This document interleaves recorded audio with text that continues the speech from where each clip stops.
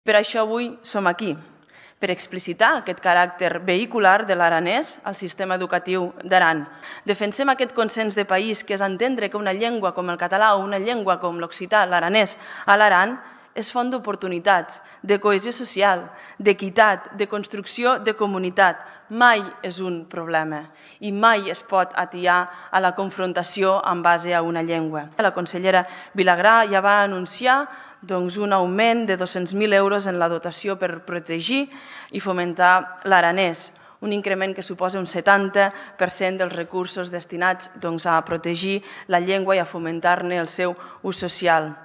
És evident que això sí hi ha pressupostos i, per tant, serà molt més fàcil garantir-ho si hi ha pressupostos i fem una crida a tots aquells que votem a favor d'aquesta llei i que es pugui consolidar aquesta defensa de l'aranès, a que puguem tenir també els recursos necessaris per a destinar-los a aquesta qüestió. Comptin, perquè Esquerra Republicana sempre serà una aliada dels aranesos, les araneses, per defensar, com deia, amb la seva singularitat i especificitat, per seguir protegint la llengua, per incrementar la relació de bilateralitat institucional i per generar oportunitats de present i de futur. I avui fem una passa més.